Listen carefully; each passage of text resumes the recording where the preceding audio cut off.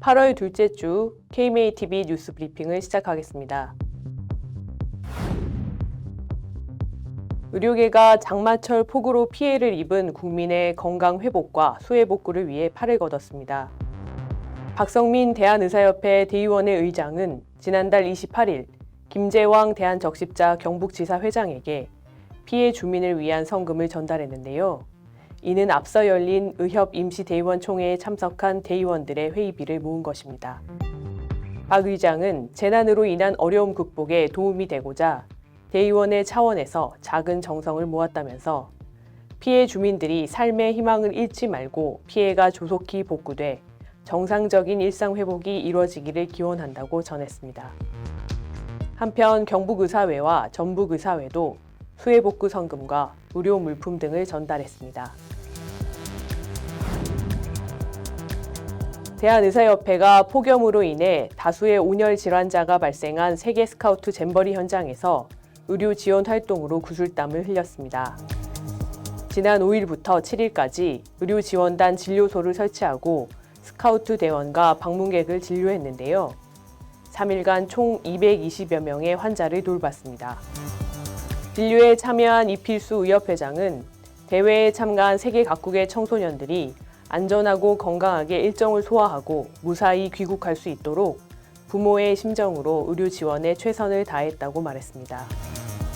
전라북도 의사회도 진료 인력과 의약품, 물품을 조달했고 대한간호조무사협회, 전북약사회도 인력과 물품을 지원했습니다. 직접 현장에 다녀오신 이필수 회장님과 이야기 나눠보겠습니다. 네, 잼버리 의료봉사의 상세한 내용을 들어보고자 대한의사협회 회장 이필수 회장님을 모셨습니다. 회장님 안녕하십니까? 안녕하세요. 네, 회장님 그 잼버리 한국대회에 의료 지원을 하게 된 계기가 궁금합니다.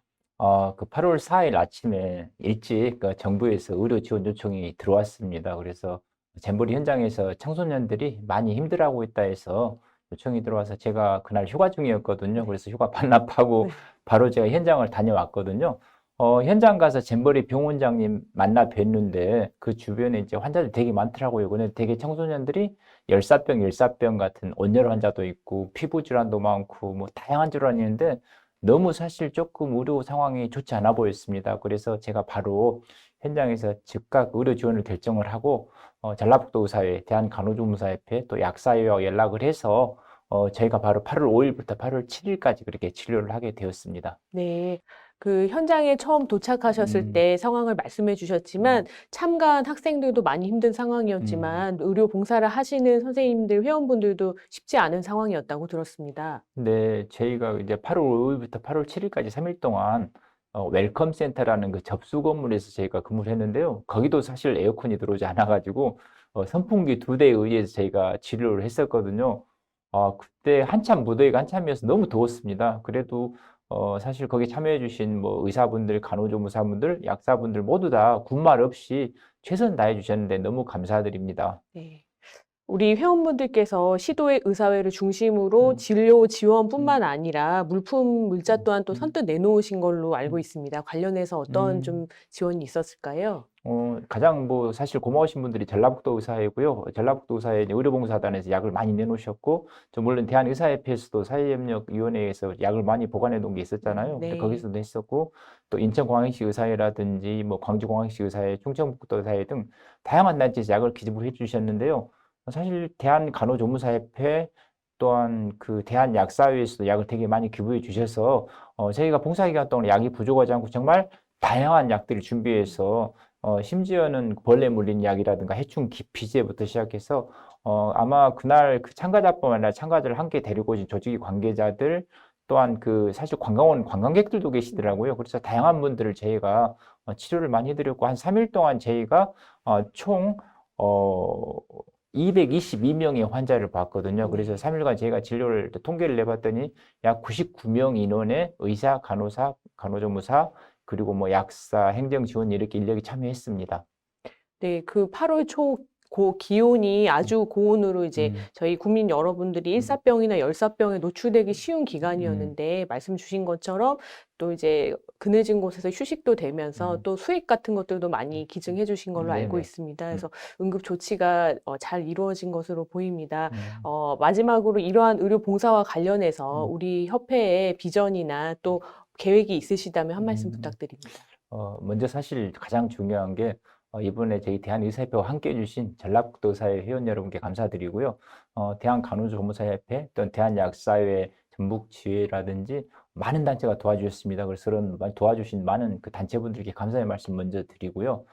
또 봉사에 참여해주신 그 회원분들께도 정말 감사의 말씀을 드립니다. 저희 41대 집행부 대한의사협회의 비전 중에 하나가 대한의사협회 및 의사에 대한 사회적 위상 강화를 통한 국민으로부터 존경과 사랑을 받는 대한의사협회잖아요. 사실 저희가 이런 어떤 국가적인 어려움이라든가 정말 국민들께서 급한 상황이고 이번같이 잼버리 같은 경우는 어떻게 보면 국가가 대사잖아요.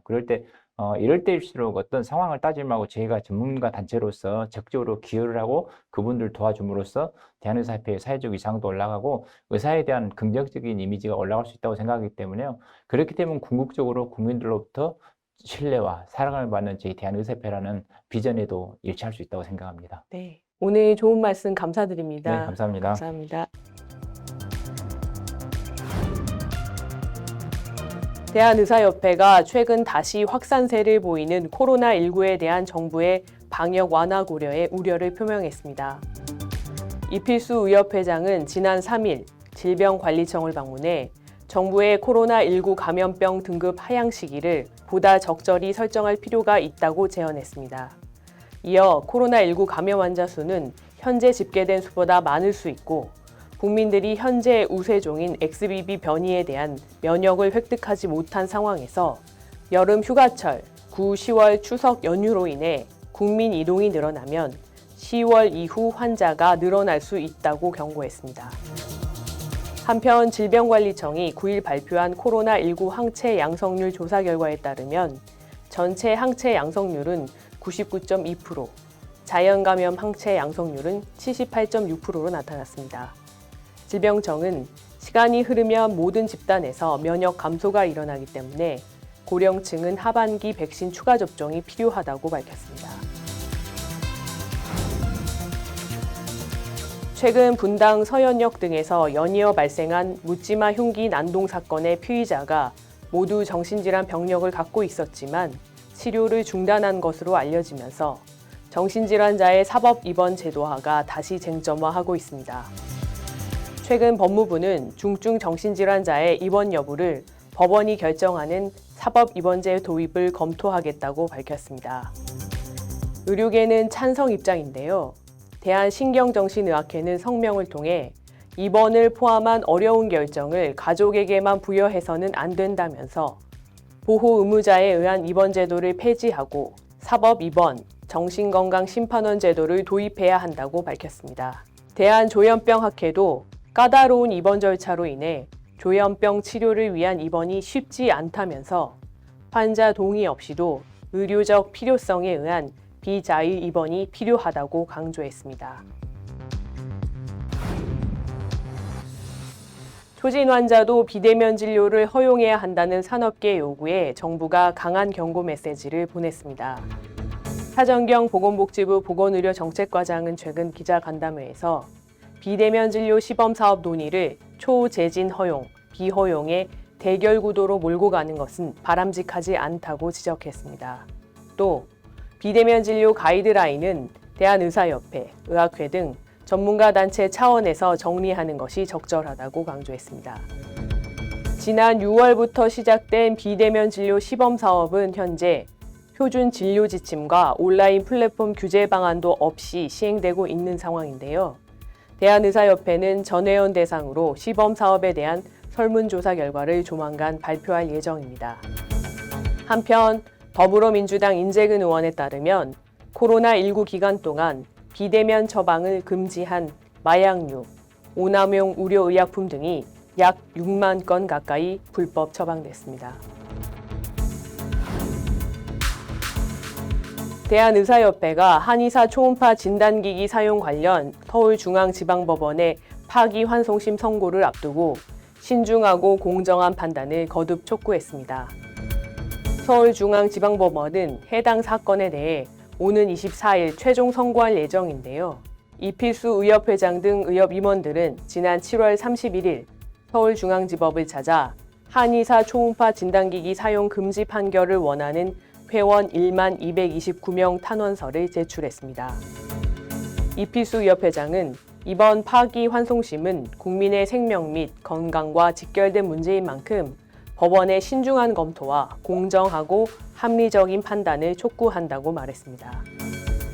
한편 한의사의 뇌파괴를 이용한 파킨슨병과 치매 진단에 대한 대법원 판결도 조만간 나올 예정이어서 의료계의 관심이 집중되고 있습니다.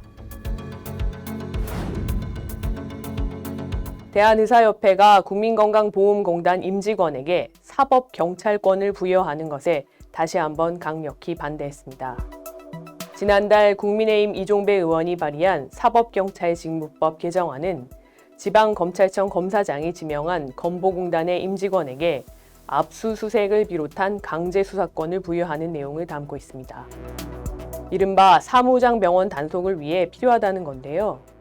의협은 국회에 전달한 의견서에서 비공무원인 건보공단 임직원에게 강제수사와 압수수색 권한을 부여하는 것은 기본권 침해는 물론 형사소송법의 근본적인 입법 취지에 맞지 않는다고 지적했습니다. 의협 의료정책연구원도 특사경법은 일부 사무장병원의 일탈을 빌미로 전체 의료인과 의료기관을 잠재적 범죄자로 취급하고 통제하기 위한 수단으로 악용될 소지가 많다면서 사무장병원을 근절하기 위해서는 내부정보 취득이 용이한 의료인 단체와 협력해 개설 자체를 차단하는 방안이 가장 효율적이라고 밝혔습니다. 대학병원들의 경쟁적인 수도권 분원 설립이 우리나라 의료의 자멸을 초래할 것이라는 우려가 제기됐습니다. 이필수 대한의사협회 회장은 최근 긴급 기자회견을 열어 병상과 의료 인력, 환자의 수도권 집중을 유발하는 대학병원 분원 설립은 수도권 환자 쏠림과 열악한 지역의료 인프라 격차를 심화시켜 지역 필수 의료가 붕괴 위기에 처했다고 지적했습니다. 이상훈 의협 부회장도 현재 병상 체계에 제동을 걸지 않으면 의료 체계가 지속 가능하지 않다고 경고했습니다.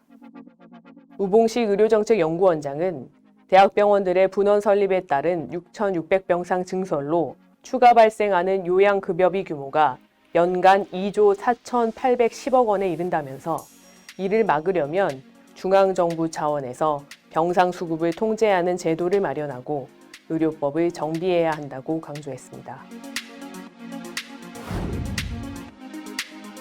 공중보건의사의 보수를 인상하는 방안이 추진됩니다.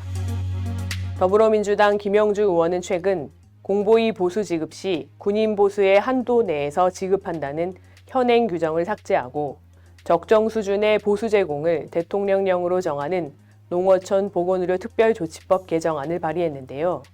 김 의원은 현역병에 비해 공보위 복무기간이 길지만 보수 차이가 거의 없어 공보위 지원 기피 원인이 되고 있다고 지적했습니다. 한편 보건복지부는 최근 우리나라 의사 수입이 OECD 국가 중 최상위권이라고 밝혀 논란이 일었는데요. 의료계는 OECD 통계가 구매력 평가 환율, 즉 유럽 등 물가가 높은 국가에선 임금이 낮게 계산되기 때문이라고 반박했습니다. 대한의사협회 KMA 폴리시 연구 결과에 따르면 2020년 기준으로 개원이 임금 순위는 OECD 국가 15개 중 11위, 공직의는 21개국 중 9위에 머무르고 있습니다. 올해 하반기 소아청소년과 가정의학과 상급연차 전공의 지원율이 전무한 것으로 나타났습니다. 최근 마감된 올해 레지던트 상급연차 모집 결과 소청과의 경우 일부 병원의 1년차 지원자를 제외하고 상급연차 지원자가 단 한 명도 없었고 가정의학과 역시 상반기에 이어 하반기에도 지원자가 없었습니다.